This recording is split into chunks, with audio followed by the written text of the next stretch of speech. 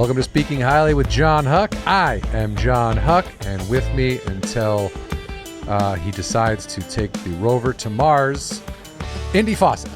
As if that's an option. Well, you can't take the rover there, but you could soon. We might be sending people there. You don't know.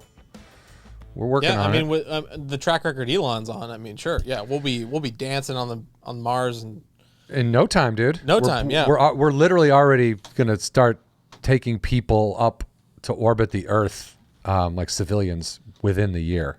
Now imagine doing yoga in space. How about that? My God, your transitions, they are insanely flawless. Wow, that was wild. Our Incredible. topic today is yoga. And I'm going to put a slash and then mindfulness, because we are also, originally this was just going to be a podcast about yoga. And then after talking to our guest and realizing that the two things are sort of intertwined. Synonymous. Yeah. Synonymous, intertwined, meshed. They go hand in hand. So yeah, yoga and mindfulness is what we are talking about today.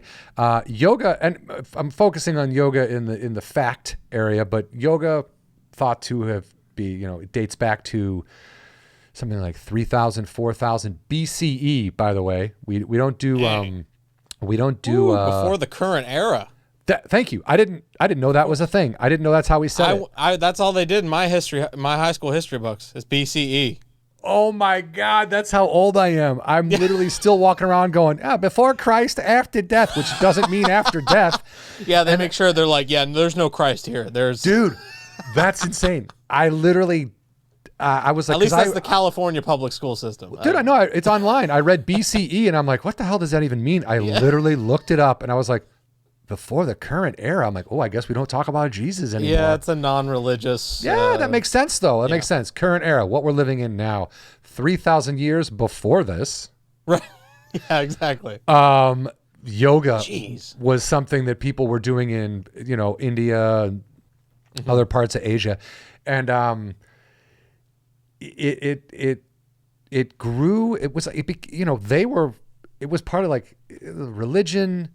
And just a way of life, because like back then their religion was sort of their life. It was like, I could imagine that it would be, one of among the earliest of things to be discovered or to be practiced because of its ease of access. You're just sitting there being present and using your body, right? Like I'm sure that's you don't need anything extra. You don't need, Yeah, I'm sure that's like how like philosophy started and all these other things too, Yeah. Sitting, being still, right? And thinking. Exactly. Yeah. What if I just do this? But yeah, and when I say thinking, I mean like not thinking, like being present, clear mind. So there's a difference between chattering thoughts of what's going to happen tomorrow, even though it's not guaranteed, and what I'm doing right now. And then watching those thoughts. Still. Yeah. And then watching those thoughts just go away because they're not going to serve you. Positively. But in the 19th century, of course, yoga gurus started teaching yoga to people in the West. And, we, of course, figured out how to make it competitive and a workout and, you're a puss. You do that kind of yoga. We figured out how to be jerk-offs about yoga.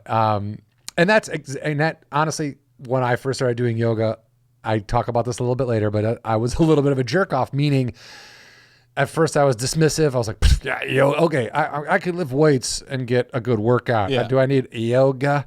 And then once I started realizing that it was actually a really good workout, I started to get fairly competitive within the class that I was taking, they were mostly, housewives and people who, because I was going to the gym like a little, I didn't have a job, so I was going to the gym a little bit after the rush. Well, that's the American thing, right? Like the first thing we do is compete as Americans, right? Like that's the first thing our mind goes to, right? It kind of feels that way, and it's probably not healthy.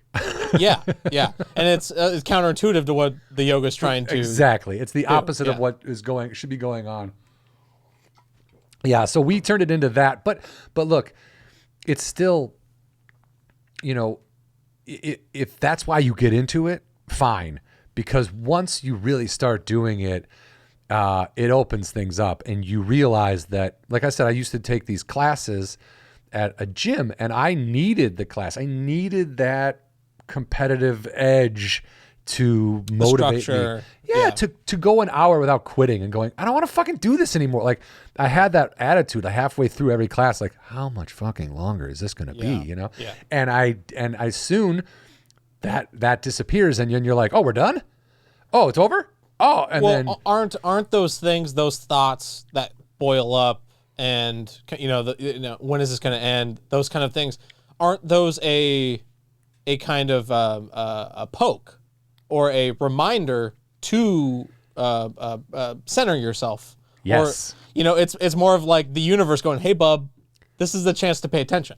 Yes, that's exactly right. So when you get through the idea that I can just quit, I don't want to do this, and you work through it, and you're like, well, why? Why do I want to quit? And you start, exactly. What is it about? Am I not able to do it? Can I not hold the pose? What's my problem? And then by the end of it, you're done. You're like, oh, I didn't need to quit at all. It's all fear-based. Yeah, all that stuff. Yeah, it's crazy. I mean, the benefits.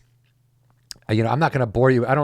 The jargon isn't even important or what we want to get into. I mean, once you start doing yoga, people use different terminology, and then it is what it is. But the benefits, just the health, like I said, man, my wife suggested it to me, and I started taking it a little bit, and now it's part of my daily. I wake up, I take a shit, I meditate for 10 minutes, and then I do yoga for a half an hour to an hour every morning.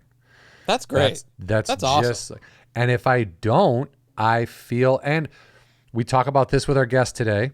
Great guest. Our guest is Oneika Mays. She is a yoga instructor. She's a physical, like a massage therapist, but she also teaches yoga and mindfulness at Rikers, which is a very famous hardcore jail in New York. Prison. Is it a prison or a jail? It's a jail. Oh, it's a jail. Jail. Sorry. That's what we talked about. I learned incorrectly from. I said prison. You just did the opposite. That's all right. I said prison, and she was like, actually, it's a jail, and I was like, the difference. Never mind. The difference that people need to know is that the jail is something I've been to, and then prison is only something I have visited someone in. That's how we define those things. Yeah. In prison, where my brother is currently. Oh yes, that's right. In prison where your brother is currently. Which why you should have popped in and been like, oh man. Oh yeah. Any chance you can go to Arizona? Or at least recommend someone who's there in Arizona. Right, yeah. Because again, I really feel like what she's doing is beneficial. Like it's when you get into mindfulness and yoga and the idea of like being less reactionary and being in the present moment as often as you can. It leaves less room for anger, hatred, jealousy, irritation, the things that seemingly egg us on every day and poke us. It's like they go away a little bit at a time. Yeah, and it's so interesting too because Oneika talks about treating people like a human. It's like it's also super counterintuitive because you have the law and order folks who are like, get what they deserve. They, blah, blah, blah, judge. And then how does that help anybody once they get out? How does that help anybody at all when there's no room for any change in their life, positive change? Yeah, because they've been, I agree with you. Like that, yeah. You go through a system like that and it dehumanizes them, which makes them angry, makes people angry. Right. And whether if you're a person who thinks like, oh, good, you got what you deserve, you're in prison, I'm not saying people shouldn't go to prison. I'm not saying that privatized prisons are a scam and they should be done away with. But I'm saying correctional facilities in general, I believe are necessary. There are people that are beyond help, of course. But when you go into those systems, when you go in there, there's ways to help these people so that when they come out, they're not twice as angry or twice as mean. Right. Like there's no rehabilitation in these prisons and these jails. There's nothing. Yeah, and in like the state of California, it's last time I heard was $50,000 an inmate per year to keep them, in the system. And fucking it's like, insane. And if we're doing no work on, I know this isn't necessarily yoga meditation, but if we're doing no work on minimizing them coming back into the system, then you're only it's almost corruption. It's a business. It's almost That's what, like it's a waste of money. Privatized prisons are a business. It's like they don't give a shit. Go out, come right back. Like it's like a hotel that you can't leave to them. Yeah. You know. Yeah. We'll see you. We'll see you next week. Yeah. Yeah. And $50,000 an inmate. You think all 50 grand go to that inmate? Come on. I mean, and it's that like, was probably 10 years ago when I heard exactly. that. Now it's probably twice as much, and they get even less. So it's like, it's maddening. And but we need to be present, John. We need to be present in the moment. Again, no one's saying you can't be upset or have a bad day or have a bad thought, or, you know, it's just a matter of not clinging to these things and letting them go because they don't serve any real purpose. You know, don't get worked up about a thing that you think is going to happen tomorrow, because tomorrow's not a guarantee. Do you remember the thing you were pissed about 3 months ago? No. I don't know. No. I mean, but you know, 5 years ago, to be aware of that though. 5 years ago, I would have said, yeah, I am. I know exactly what I was mad at, and I know who it was, and I know why. And here's my journal about. And here's my the notes. fucking 20 minutes of things that I thought might make a joke. Here's my hit list of people. Yeah. Just turns out to just be an insulting list of things that I don't like about somebody. Yeah, I mean, look, it's helped me. My attitude has improved. You know, I'm more flexible. I get off the couch without grunting, you know, and again, not being hungover all the time helps too, but I feel lighter. I feel, you know, you move differently when you. Yeah. I don't think there's like when you're done doing it, like, you know, people say this of exercise, right? Like you're not going to be like, wow, I really regret doing that. You know, like it's only going to help you. Yeah. Yes, yeah. I've never done yoga and be like, God, I shouldn't have done that. Like it's never been a thing. But I'd say I've said I shouldn't have done that many a Saturday mornings after a Friday night Taco out. Bells. Oh my God. TB. I was going with hangovers, but yes, the Taco Bell. I've definitely said as I'm eating Taco Bell, I've said I shouldn't have done this. Like I've had that. Yeah. Anyway, we're off topic, but. It's yoga, everybody. Yeah, it's yoga, guys. It's yoga. Look, I think we can get to our guest. I mean, we can calm down. I know. You're mad. You don't want to hear me talk anymore. I want to give a couple of talks. Be present, Indy. I'm being present. No, I'm be present. Being present. You know, when the rails come off the show, you got to keep on track. This is my job here. Yeah, yes, it is. That's true. But I want to say real quick, just things that yoga improves. If you're not into like improving your mental state, or if you don't think you need your mental state improved, good for you. Good for you, I guess. But also, hey, fucking weirdo, look at the world you live in. Trust me, you do need help.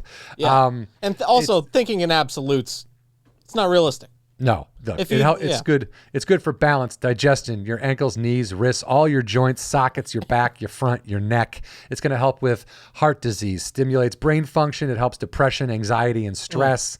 Look, these are things that we all feel and have at one point in time or another. And that should be a verse in your next hip hop drop song. Your next song. Why did it rhyme?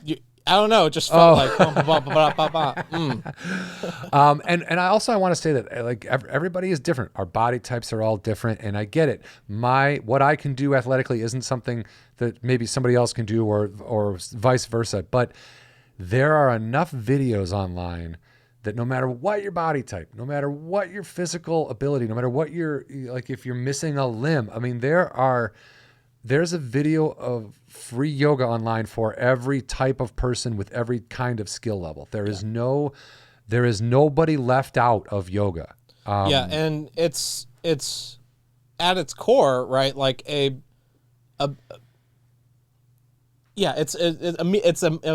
a mind thing, right? It's like it's hard to even uncover it, where the fact that you would even want to do yoga is even a step towards positive thinking, positive change in your life, right? Where just it's like stepping on the mat. Exactly. Yeah. Right. Yeah. And there are two. I just want to give a shout out to two schools. These are two people I was going to try to get in contact with before I found our guest today.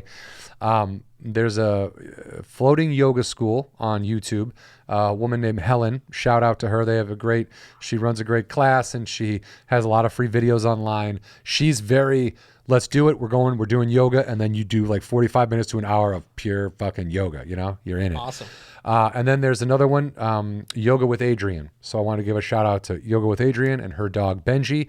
She's very she speaks to me in like when I like her voice. She's calm. You know what I mean? She's really careful how she moves. There's a lot there. Like I really appreciate what she does, and she does whole month long.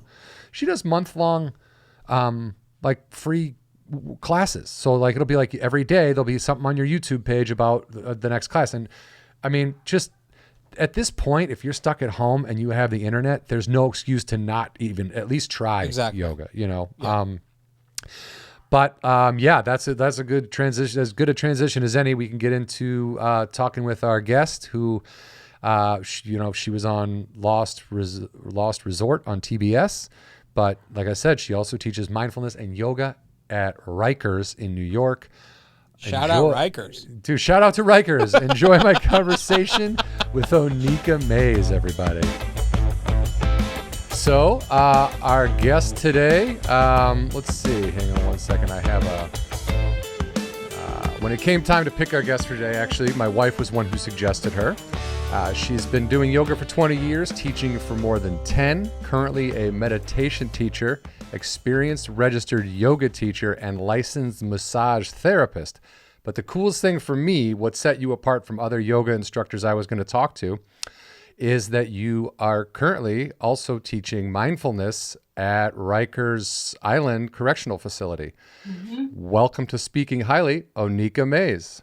Thank you so much. I'm so happy to be here. Really we thrilled to be here. Really appreciate you taking the time. And I guess I looked at your website a little bit. I don't like to get too in depth of my research because then I become off as a robot. But I noticed you changed career paths. This wasn't always something like, some people like from birth, I knew I was going to do that. And you were like, no. That wasn't you. No, I wish, actually, I don't wish I knew what I was going to do. I think part of the great thing about me being where I am now is that, I had no clue that I'd end up here. I've said before, if you had told me 15 years ago that I would be teaching yoga and mindfulness in one of the most notorious jails in the country, I would have laughed at you. I really would have laughed. I would have thought that you were crazy. I spent actually about 20 years working in retail, and most of that time was working in book retail. Like book people are my people. I'm a book nerd. From a really young age, my mom and my dad have always been into books. And I want to say it was probably around 2009, between 2007 and 2009, I had a couple of personal tragedies. Somebody that I loved was killed in Iraq. Oh. And that sort of shifted something. I was getting closer to 40 and was thinking, what do I want to do for the rest of my life? And even though I had been really successful, I didn't feel satisfied. And then I got another job, was wooed away from selling books, and I got fired, which I had never been fired before. Oh, wow. Welcome to the club. It was such a blow. Even when I got fired, I didn't register that I was getting fired. I was like, wait, I don't understand. As it was happening, you mean? They're like, yeah, and clear your stuff out and you're gone. And you're like, so what time do I come in tomorrow? Like, no. Exactly it. I was like, well, I don't understand, but it's like me. What do you mean? So I had been practicing yoga for a little bit, but not consistently. So then I was out of a job, and I drove down to my parents' house. At the time, they had a place in South Carolina, and I showed up at the doorstep with my dog, I don't know what I want to do for my life. And I ended up back on my yoga mat, and I just started taking classes again and again because the practice had been transformative, but I wasn't really committed. And then I did a teacher training, and everything sort of just unfolded. Once I really started not just practicing the physical practice of yoga, but living a yoga practice, my life changed forever. And I couldn't be more great. I was talking to a friend yesterday that I couldn't be more grateful that I got fired. I don't think I would be here if that hadn't happened.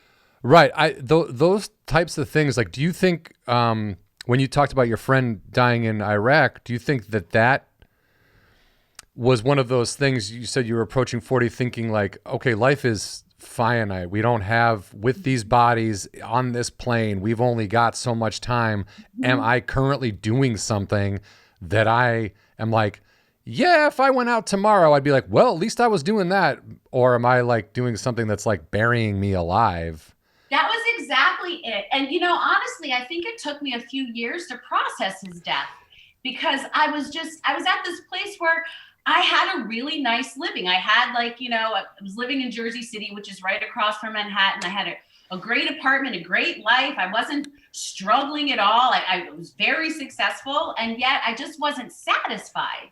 I don't think if that had happened, I don't know if I would have changed paths. You like to think that this, where you are now would have found you somehow, but I don't think so. I think for me, I need to sometimes be thrust into something. I tend to be fearless when something happens. I can sort of just leap, but I do need that push. And sometimes the push is more like a kick in the ass over a cliff. But it happens. So I think that's true for a lot of people who are like, yeah, I was thinking about doing this and I thought maybe I could get into yoga and meditation, and then something happens, like the bottom drops out, and you technically had all the things that you thought or you were taught or told growing up that this is why you exist. You exist to get a job so that you can get a nice apartment in New Jersey and you can take the train into New York and you can, you know what I mean?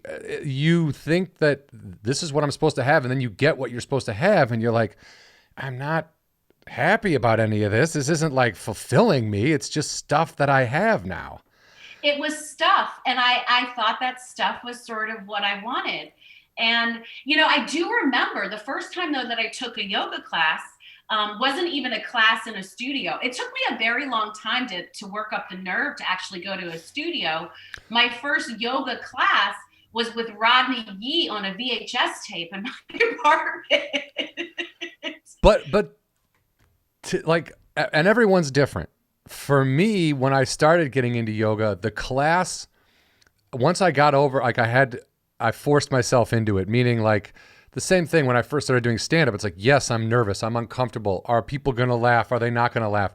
It's a leap you take. But like with the class, it made me stick to the hour because if some lady next to me, if Barbara, 65-year-old Barbara, is doing binds and downward dogs at a professional level, I'm not going to puss out. Like I'm gonna be there for I'm gonna do what she's doing. Like I'm tough. Like it was one of those mindsets. And now I prefer, now that I have it kind of the idea that I get up and that's one of the first things I do, it's sort of ingrained in my daily routine. I like the online, the TV, the YouTube classes, and I will stick to them and I will like challenge myself, but at first I needed that class because just waking up on my own and going, oh, now I'm going to do yoga. No, that was never going to happen. I think, so many, it's funny for a lot of people. I think in the West anyway, they find yoga because of a crisis. There's something that prompts them because yoga is not, even though it's very popular now, it's still not part of regular vocabulary of something that you do. But it is something that people reach for when there's something happening, whether it's a physical injury, a doctor or a physical therapist tells you to try some yoga, or because emotionally something's going on, somebody tells you to try yoga. So you're usually at this point because something's cracked. You're and also feeling desperate. I was feeling very desperate at the time too. When I committed to the practice, it was like, oh yeah, the shit has really hit the fan. Like, yeah, I don't know what I'm going to do with the rest of my life. I'm kind of open to anything because I was feeling desperate. And I think that also helped me to see the possibilities of the practice. And it's, when I first started, the physical practice itself was what I think I got a little bit addicted to. Like I felt strong and I felt the endorphins. But then when I started to study and really appreciated the power and the history of this practice, some say it's even 5,000 years old, coming from South Asia, and that the word yoga itself comes from a Sanskrit word yug, which means yoke or unite, and that it's about really uniting our body and our mind sort of in the present moment. And when I started doing that, that's when I knew I would never turn back. And sometimes my physical practice isn't, 90 minutes on a mat. Sometimes it is just sort of doing a down dog for like a few minutes and doing a meditation, but it's what I do off the mat that's changed my life. My life is different and I look at it differently. I respond differently because of the practice. Yes. And you intertwine the yoga or do you just find that it's a natural part? You intertwine mindfulness with it because like you said, it's like 3,000, 5,000 year old practice that comes out of South Asia. Now, America, in the US, the Western world, we of course figured out how to use it to, get ripped bodies and be vain and figure out, and as I'm sure there's going to be a competition, a reality show, something, you know what I mean? Yeah. So like we've taken that and given it the kind of US twist, I guess, but the mindfulness, like how you move, what you're doing, and then it really is like to be conscious of taking that with you off the mat. And like you said, it's not about I got to do 95 minutes of yoga every day. I have to sweat through my underwear or I'm not doing it. Sometimes it's like, I'm going to do an extended child's pose. I'm going to do a downward dog and then I'm going to go take a shower and that'll be. And sometimes it's like, I'm not actually going to practice today. And it's the recognition. It's really like this, it's this moment of awakening. And even when you study yoga, there's a text that's called the Yoga Sutras, and it's like threads of wisdom that were gathered by this sage Patanjali. And the first thread says, and now begins the practice of yoga. Atha yoga nushasanam is how they say it. But that now was supposed to be like wake up now. Be right here. And right so now. you realize that, okay, right now, I just need to be paying attention to what my mind or my body needs. Like that's practicing. So practicing sometimes for me is not practicing. It's walking or doing something else instead or doing nothing at all because we're in the middle of a pandemic and I'm freaking out most of the time and I just maybe need to sit. And being conscious of that and knowing that you're just sitting, it's okay. It's like, it takes away the, well, I mean, I'm a big believer that the biggest problem with society is thinking, like the thought, and not like positive thought, like, oh, I figured out how to cure a disease, or I figured out a problem, or I mean, like, just like, oh man, tomorrow I'm supposed to get this phone call from somebody, and oh, what if they call, and you just and it just will destroy you from the inside, and I was guilty of that for so long, like making up huge productions in my head of things that were going to happen or the way people interpreted my behavior. And I don't know. I have no idea. I don't know how people interpret anything that I can only interpret things for myself. So it's one of those things like the mindfulness and taking it with you off the mat. It really opens up your world. You're less reactionary.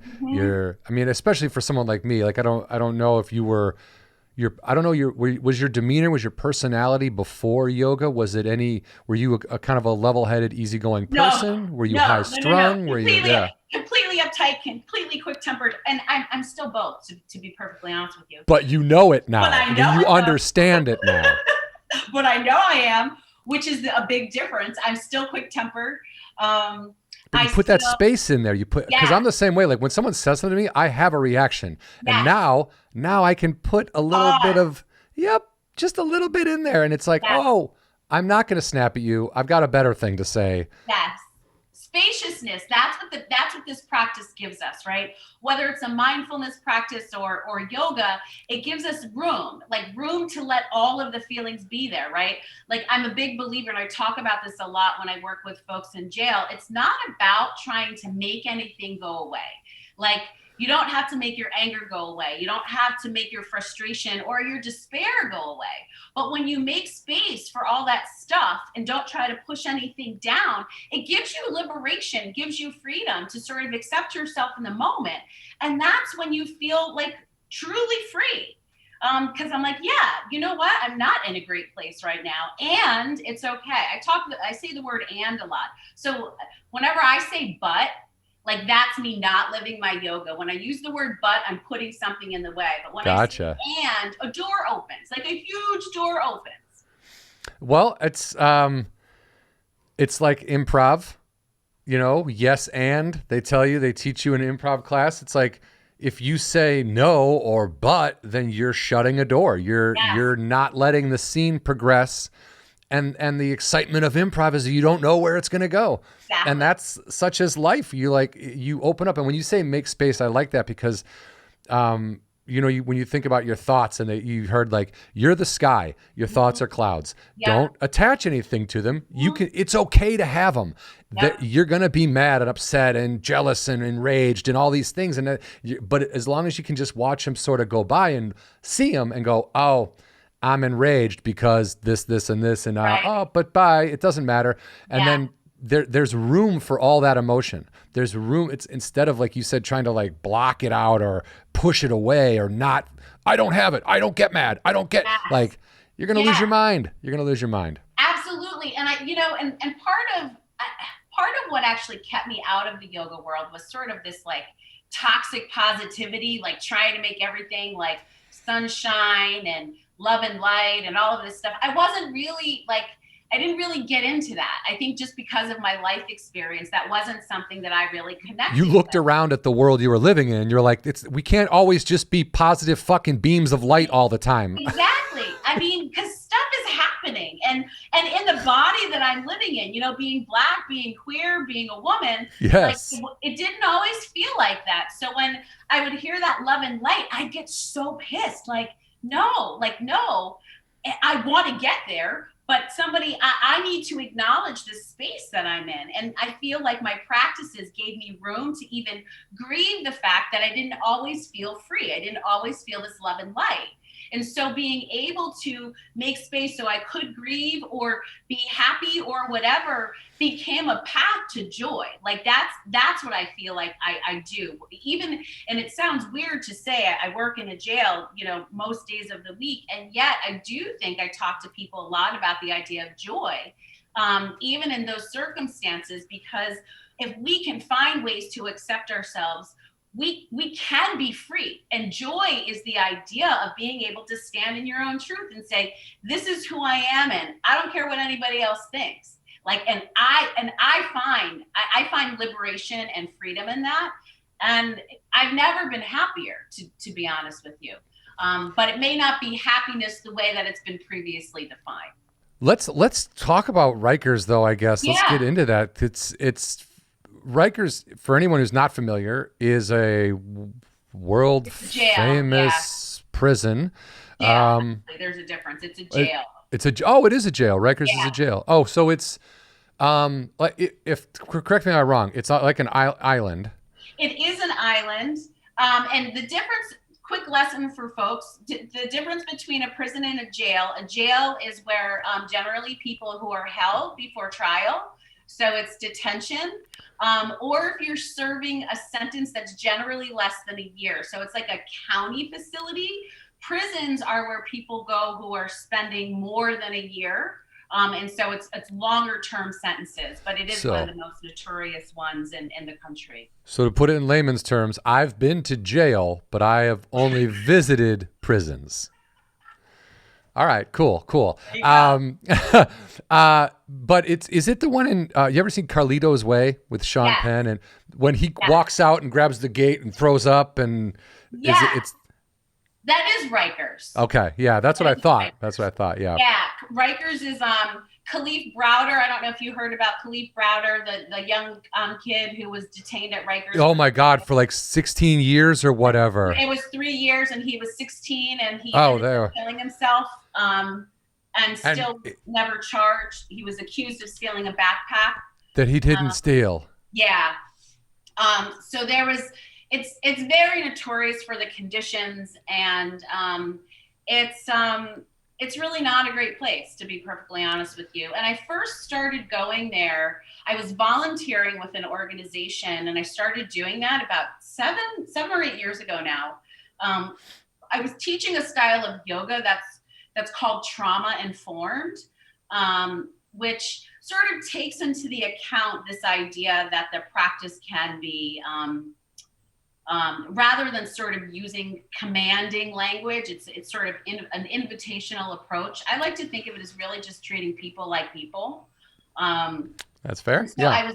I was teaching yoga and mindfulness there, and a few years ago they launched a program where I work in the women's facility where I work one-on-one with people, and I do mindfulness practices. So I'm like a mindfulness coach, and because I'm a yoga teacher and a meditation teacher, and also like a Reiki practitioner, I do whatever sort of makes sense. So people come see me, they can sign up for the program, and they see me once a week generally, and we have sessions that are anywhere between 5 minutes to, sometimes a half hour. And the great thing about the program is that I don't have to do anything specific. So if somebody comes in and, they just want to do a meditation and sort of be silent, we do that. Sometimes it's a yoga class. Sometimes somebody's having a bad day, but you never know what's going to happen, because anything can happen at any moment. So I feel so grateful that this is my gig. Like, this is what I do for a living. It's an amazing, and I think a gift that I get to do this work every day. I am really impressed by it, and I had a friend who, I visited, went to Terminal Island for like 12 years. I've been into some of those facilities, and I always think about the Reuben Carter, like the Bob Dylan song, how Yes. he in a cell, but you can't, like, that mentality of, you can lock me up, but you can't keep me in prison. Mm-hmm. There's something to that, and the idea of mindfulness and being like present at a time when you would think all you want to do is escape and get out of your own head and not be in that situation it's a better step towards rehabilitation, towards you can't be a criminal if you're being mindful all the time. You can't rob somebody if you're being mindful. You know what I mean? It's a better rehab than we're just like, oh, if we punish him by taking away this and taking away that and then making him do this. It's just making people angry and not giving them tools when they get out. They're given nothing. If you do a long sentence, you get out and people are like, oh, well, I guess I could hire you, but I don't have to because you're a convict. Absolutely. And then if we even look at the path for folks who end up incarcerated for all of the various reasons, and then the environment itself is traumatizing too. So, and people don't talk about that the experience of jail is traumatizing, and there needs to be healing post-incarceration for people because of all the harm that happens just from being locked up. And I actually have battles with my own spirit doing the work, because I don't want to feel like I am sort of helping people deal and give them resilience just so they can take on more bullshit of being in jail. And it was something that I really sat with and had to sort of unpack for myself. Like, am I part of the system, or am I sort of a tool for like individual revolution? And so I allow myself to really it's not about me, right? It's really about the person who sits down and what they need. So it's more like I'm here to sort of I'm here to hold space. Right? And what you need will sort of come out of this time that we spend together. So they're tools that people can take with them. And frankly, it's not that different than teaching a class in a yoga studio or any of the other places that I've taught. I think lots of times people have this idea of what the folks are like, and like, community members are community members no matter where they are. I think what becomes really challenging for me is just the oppressive system itself. Like, even going to Rikers Island every day, it's like a process, right? Like, it takes long to get to any jail, and then you have to go through. Oh, I think we lost John again. Did I lose you? Sorry about that. So it's like when you're going to, jail, it takes a long time to get there. And then there's a process of like security and clearance and all of these things. Those are like the heavier parts of the work rather than the actual individual work that I get to do with folks. I think that's sort of the easy part. And I put that in air quotes of my day rather than the harder part. Which is dealing with the, like you said, getting in there and the process of like, it's like when people are like, oh, you're a comedian, you only work an hour a night. It's like, no, the hour a night is when I have fun. And then traveling and dealing with shitty people. And that's the work. You know what I mean? That's but I would imagine that when you get to meet with these people, it's more of a one-on-one? It is one-on-one. I do group work too, and I used to do a lot more group work. So it's one-on-one and group work. I love doing the one-on-one because I have my own office, I have my own space. So it's and I have it set up, as nice as you can set it up in a jail. Sure. But it's comfortable. So it's quiet as anything like that can be. So it's sort of a place where somebody can come in and like exhale for a second. Yeah. And are you able to give kind of like each person who comes in, like when you first meet with them, do you give them any kind of evaluation in the sense that like you could maybe benefit from mindfulness or yoga, or is it every day they come in, it's something different, they kind of give you what they want to do and you just sort of deal with it in the moment? That's such a great question. No one's ever asked me that, and I'm so glad you asked me that. We do chat before. Like I ask questions around different, how do you sleep? Did you sleep well before incarceration? Because, and sleep problems are one of the number one things that happen in jail. But I have found that anecdotally speaking, a lot of folks weren't sleeping really well even before for various reasons.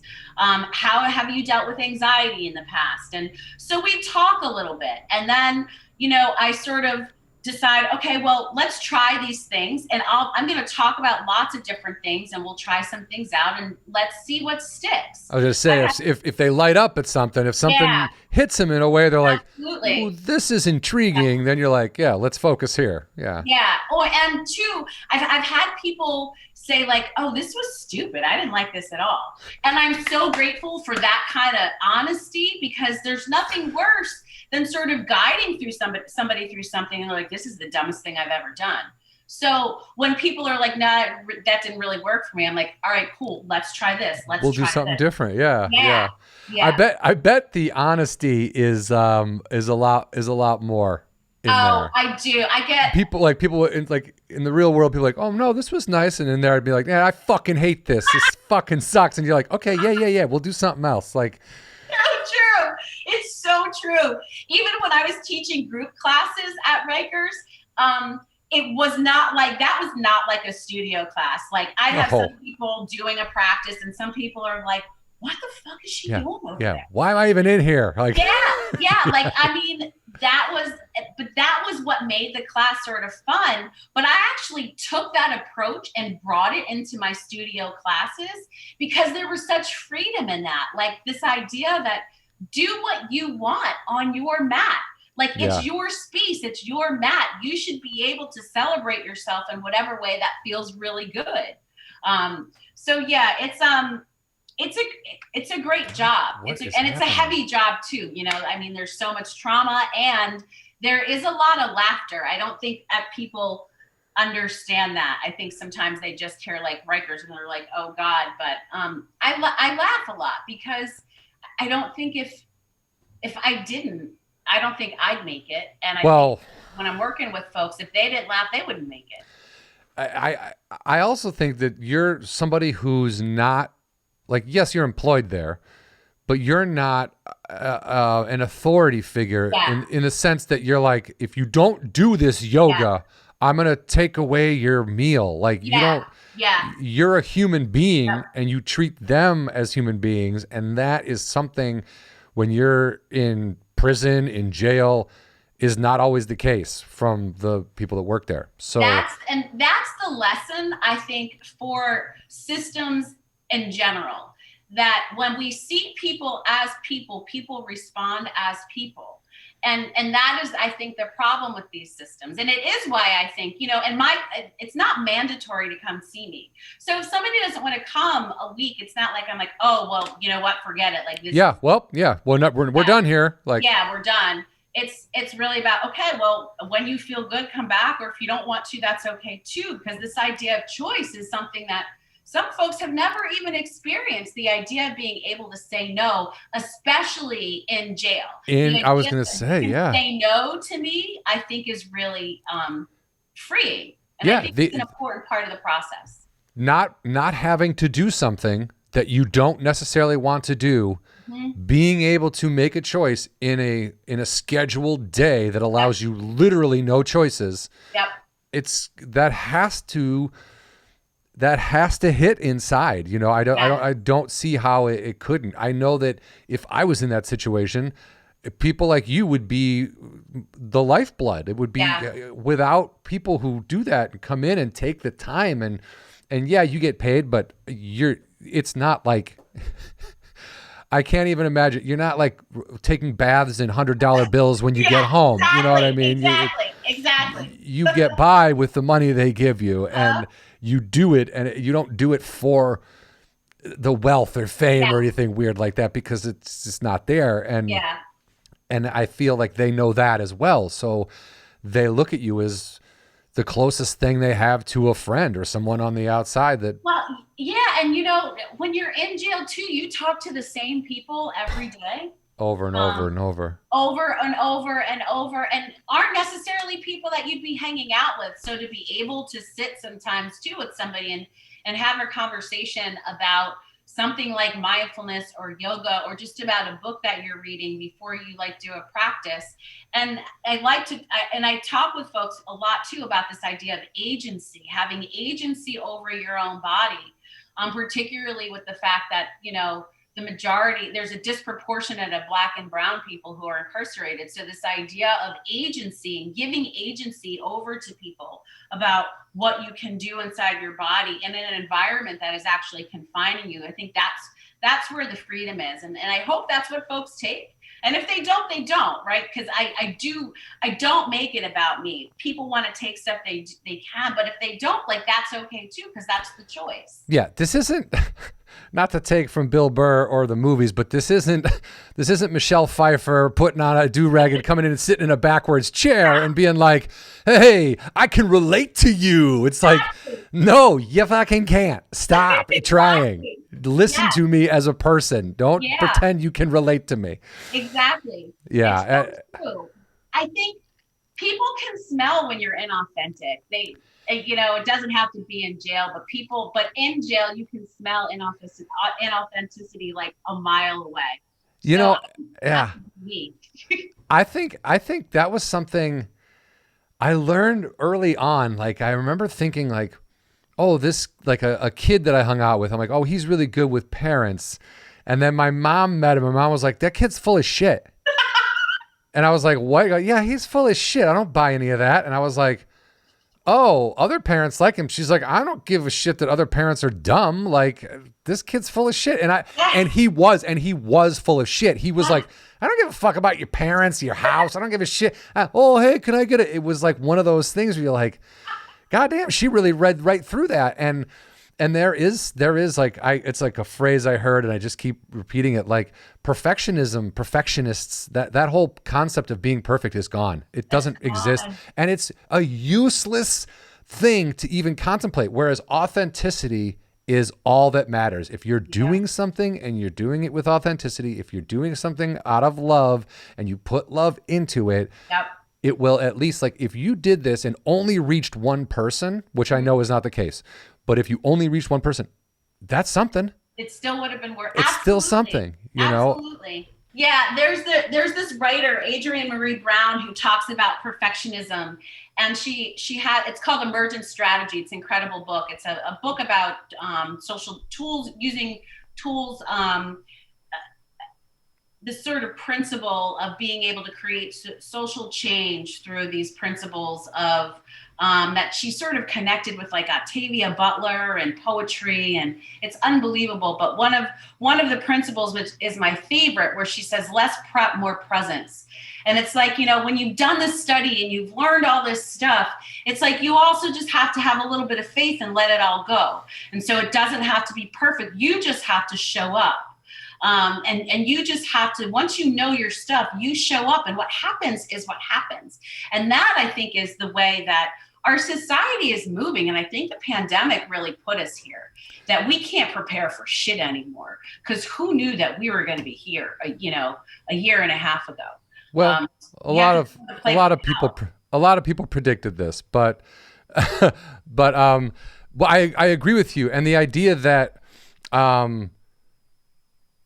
you know, there's an acting guy that I follow online. He's an acting teacher. And he has this Joseph Perlman, and he talks about that. Like, you do the training and you get it all in, but then right before you go in there, you throw it away. Yep. Because you don't want to be taken out of the moment. You don't want to look like you're acting. You want to be as authentic in the room as possible. So that's what everything is about now. It's like nobody wants to meet and know anybody who's perfect.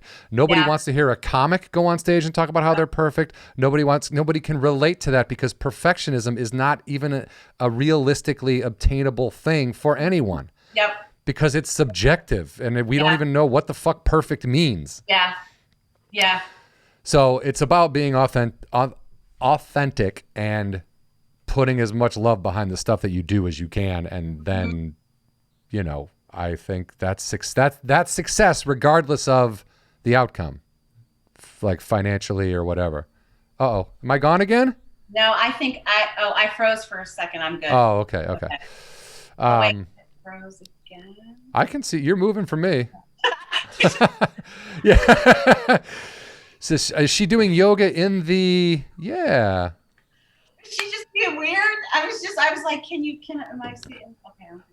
No, I'm seeing you. So the Rikers thing, how long have you been doing that? I started going in about 7 years ago. I've been wow. there full time for the past 2.5, actually. So I was going in once a week, on a volunteer basis. And then I started working full time, about 2.5 years ago. Wow. Okay. So that was, during all that is when you did this TBS show, which was called Lost Resort. Thank you. And it was healers and people who needed kind of healing, I guess you could say. It's a reality show. It's on TBS. I believe it's still up. You can watch it, right? Yeah. It wasn't that long ago. How did that come about for you, and how did it work in with the Rikers gig and being? Yeah. That was sort of funny how Lost Resort happened. I think I was probably one of the last people who was cast. Somebody reached out to me on Instagram, believe it or not.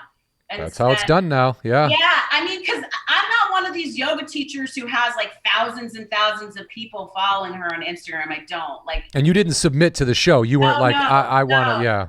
They found you. A casting agent just reached out, and it was like in the middle of October.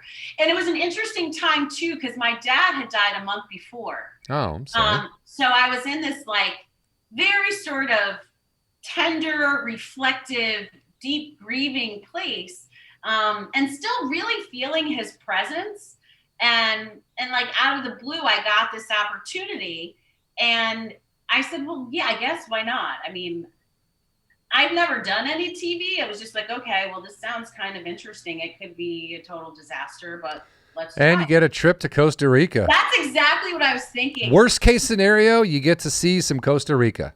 Exactly, for 3 weeks. And literally a month later, I was flying down to Costa Rica to shoot. Like, that's how fast it happened. Wow. Yeah, it was really fast. Yeah, and I'm not, you know, I'm not going to speak negative about anybody else on the show. The show was what it was. It served its purpose. Some of those people I feel did benefit. Some of the people that were there did benefit from the help they got. How was the experience for you in terms of, because, you know, as someone who's trying to be authentic and Yeah. work in the moment with people, and someone's like, "Ooh, can you do that again? Can you do that again?" Wait, your mic fell off. We got it, Yeah. you know."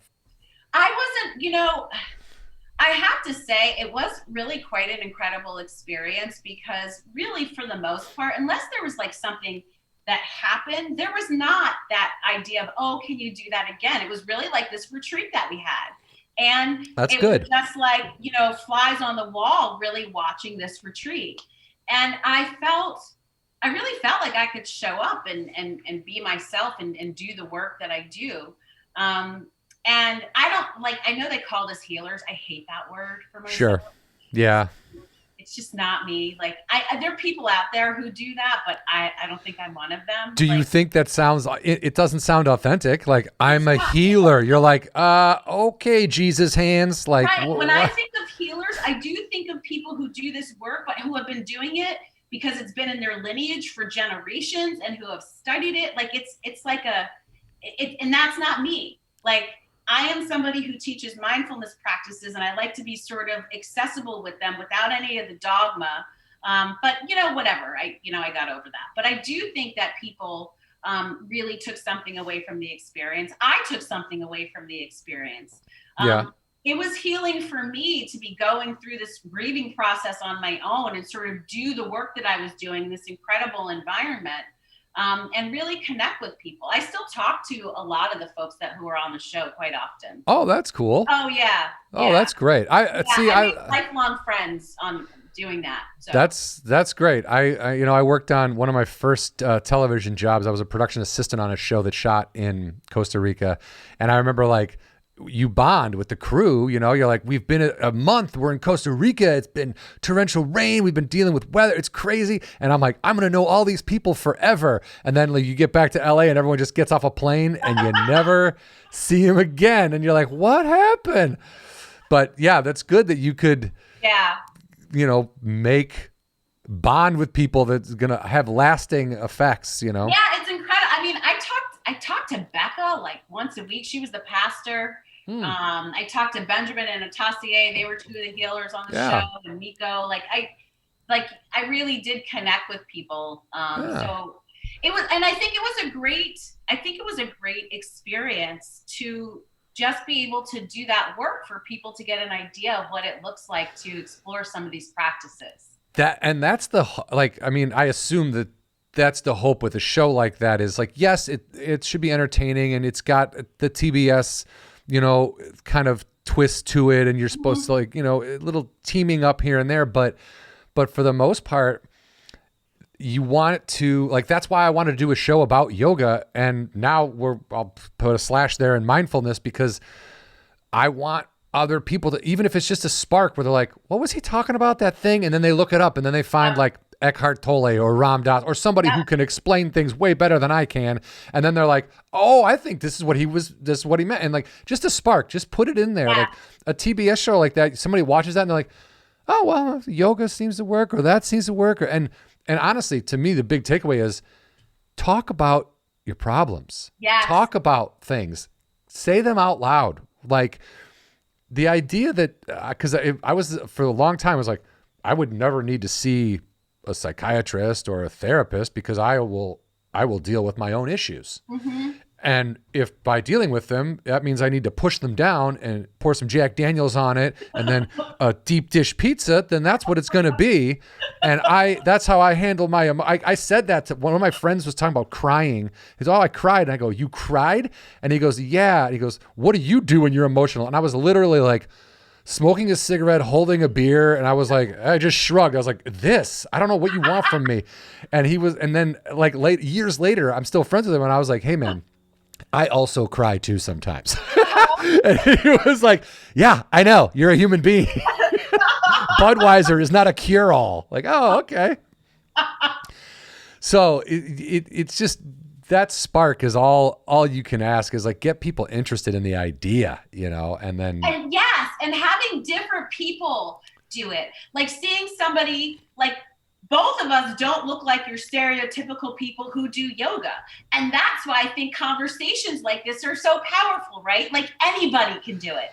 It doesn't matter if you are in a wheelchair, if you are 5, if you're 50, anybody can do these practices. And I think that's what's transformational about it. And I think actually that's what I feel grateful about so much yoga going online during the pandemic, because it made this even more accessible. Because let's face it, yoga classes are expensive. Oh. I mean, they're not cheap. A class is like 25 to 35 bucks, sometimes even more than that. But now you can go to a fantastic studio with teachers you may never have been able to afford in the past, and go online from the comfort of your living room for like 15 bucks and take a class, or like $100 for the whole month. It's really leveling things and flattening this whole, like the whole practice. And I think that's beautiful. That's where transformation's happening. I 100% agree. And I'm not, and yes, you should pay for these classes, but if you're thinking about like, I can't afford it, they are online for free as well. Mm-hmm. Like there's a couple, like the Floating Yoga School, Yoga by Adrian, Yoga with Adrian are two that I go, if I'm really looking to sweat it up, I do the Floating Yoga School. If I need to take care of myself, I do the Yoga with Adrian. But what you're saying is like how, if it's like, oh, you got to work out, you got to lift weights, you got to do cardio. Not everybody can do those things. Mm-hmm. Not everybody can lift weights. Not everybody can do cardio, but there is a video online that will specifically point to your level of ability or athleticism in yoga. Mm-hmm. So like if all you can do is sit down and do arm lifts, there's a video for that.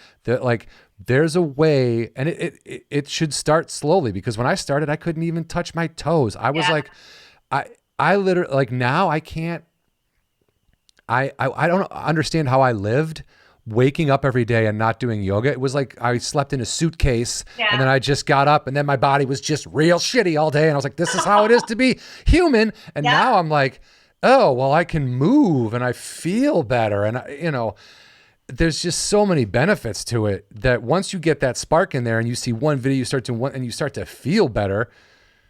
I mean, and you don't go back. Like you don't go back, I think. And that's what I think, this practice is different in some ways than other physical practices, because there is sort of like an awakening that happens. And you just because you don't physically practice, you are still with the practice in some ways. Like every day I'm thinking about yoga in some way. Like it seeps in. It seeps in, like just by with you. Just a little bit at a time. And then pretty soon, like you say, you walk off the mat and you're still mindful about how you move. Like I have back problems. I'm very mindful now about how I pick things up and how I get off the couch and how I bend down. Before I was like, oh, I can't believe I keep throwing my back out. Well, you don't stretch at all and you're lifting with your back. Like stop doing like just dumb shit. It's just, if you just feel better, it just opens you up. We have beautiful conversations with ourselves. Like, I feel like that's what this practice starts to do for us. It allows us to talk to ourselves in ways that we talk to people that we love, but we often don't use that same voice when we talk to ourselves. But when we start practicing things like yoga and become more present, we start using that tender voice with ourselves. And that's when I think change happens. And that's when I also think you move differently with the rest of the world. If I'm talking to myself kindly, I really can't talk to other people unkindly, because I realize I'm connected and I see them differently. I see their suffering. Like I see like, oh, just like me, they're just trying to get through the day. They are. Yes. And there is something with that where,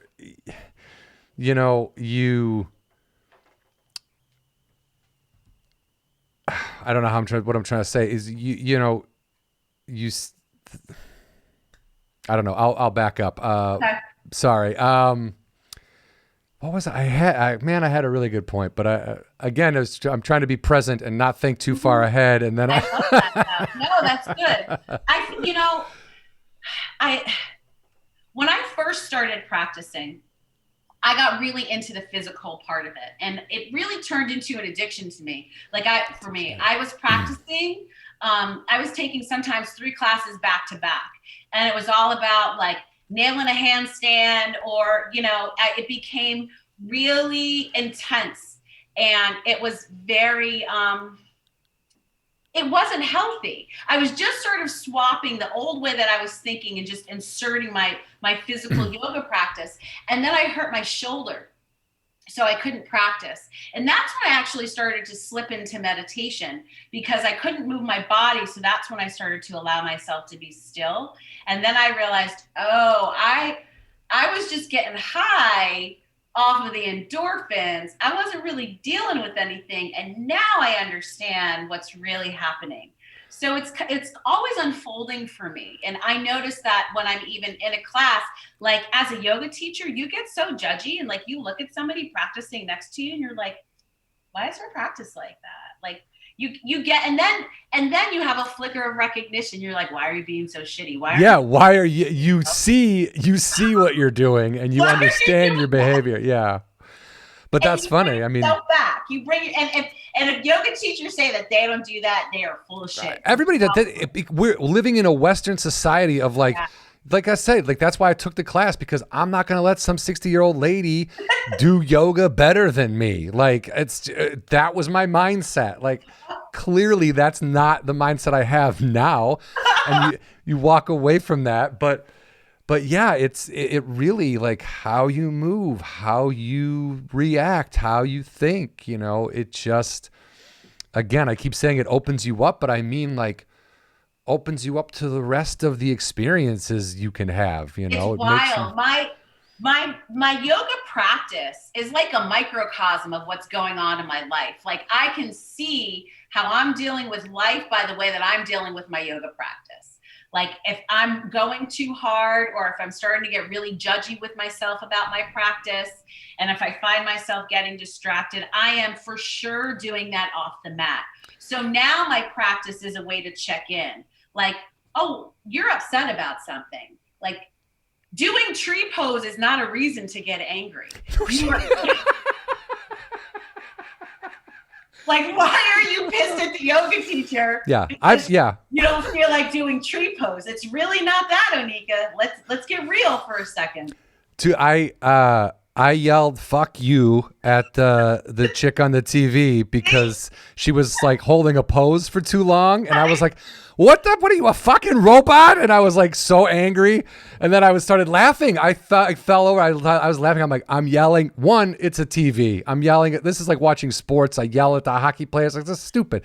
And two, I'm yelling about yoga. Like, come on! Like, it's fucking insane. Yes. But I know what I wanted to say earlier is that like when you talk kindly to yourself, you can't speak harshly to somebody else. And I mean, I can't speak for all humans, but I know that there are times when I would give my friends like this advice about being good to yourself. And hey man, we're human beings. We make mistakes. And like, I give them all this kind of advice. I turn around, I do one thing wrong, and I'm like, oh, you fucking idiot, you moron. And then I am like, so harsh on myself. And it's like, but I just told this other guy, he did a way worse thing. I told him to cool out and everything was going to be fine. And now I'm like, I can't believe I forgot to bring my fucking quarters down to the laundry thing. Like, it's like, what? Like, it doesn't make me stupid. It's just, I made a mistake. It's like, you just get kinder all around. And it's got to start with you, because we're our harshest critics. We're our harshest. Nobody can be as mad at me as me when I make a mistake, Yep. That's where transformation, and that's where I think social change is going to happen. I don't think yes, we need to do external stuff. I'm not saying that kind of stuff doesn't need to happen, but the real change, it starts here. When we start having really lovely, tender conversations with ourselves and look at those achy parts that we want to ignore and all that shit about ourselves that we don't want to admit out loud. But when we can do that and make space around it, we move differently. And that's when you can start having conversations with people that are different, because you're no longer coming from this place of shame. And yoga did that for me. And it sounds like, I know people might be listening like, yeah, right. But it really did. Like, I can do stuff and fall on my face in a practice. And it's not about like, oh my God, you're such a failure. You're never going to amount to anything. I can't teach yoga. I can't even do yoga. Exactly. And now it's laughter. Yeah. And even when that voice does come back, right? Because the voice still comes back. Sure. Now I can see it and be like, I don't have time for you right now. Like, yes, yeah, you're there, but hang out over here for right now.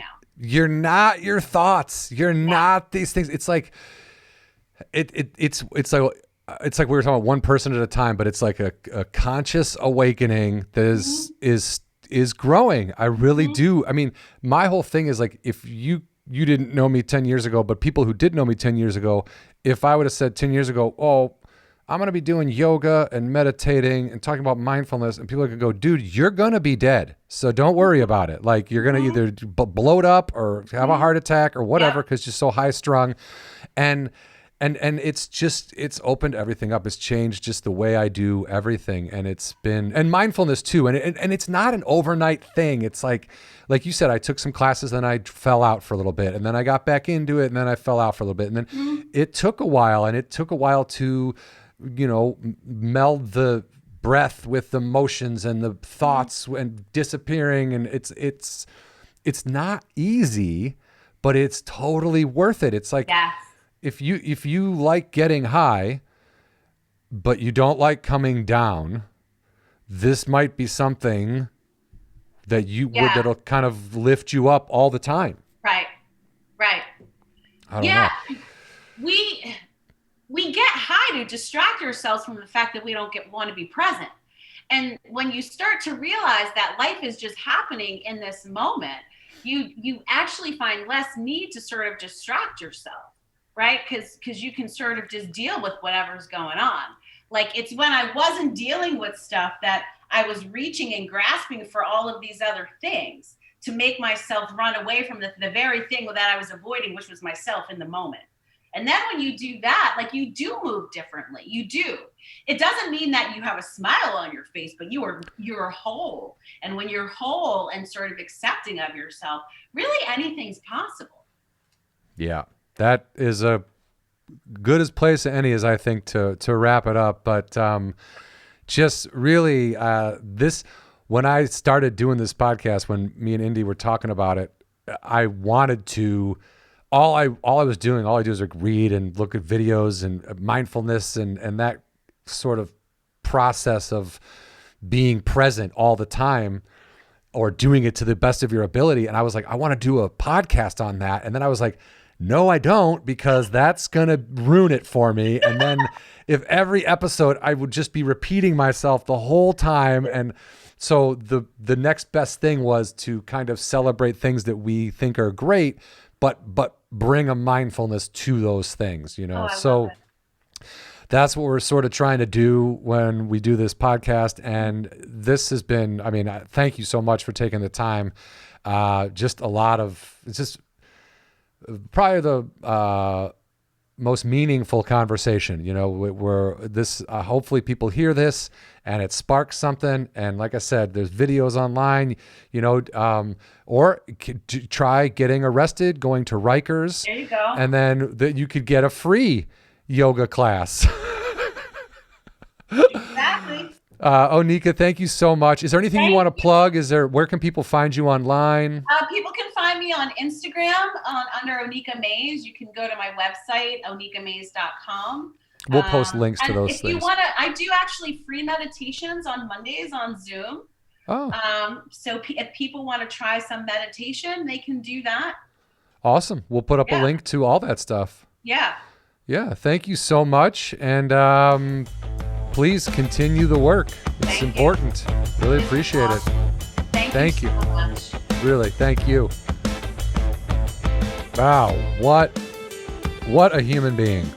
What a human being. Oneika That was Mays, fun. everybody. That was great. Like I told her, I wanted to do the whole podcast about mindfulness, and it would have been, boring as fuck. But talking to people like that is. Well, Oneika fantastic. is just you could tell, like, she's, walks the walk. Like, Yes. it's incredible how much personal development you can actually, like, uncover when you can, like, grab a brush and try to, like, dust some stuff off. Get some of the crud off. Yeah. Right. Good. Yeah. Wipe some of that shit out of your eyes. Yeah. Right. Exactly. Guys, thank you so much for joining us this week. Indy, what are your social media handles? Oh, it's at Indy Fawcett on Instagram, y'all. Indy like Indiana Jones, Fawcett like Farrah. We're That doing is hot stuff. My mom asked me that. She goes, "What's Indy short for?" I said, "Indiana." She goes, "Is that a nickname?" Nope. I am on Instagram at JON_HUCK and Twitter at JONHUCK, all one word, Jon Huck. Guys, thank you so much for watching and listening to Speaking Highly. We'll see you next week. it. Yeah.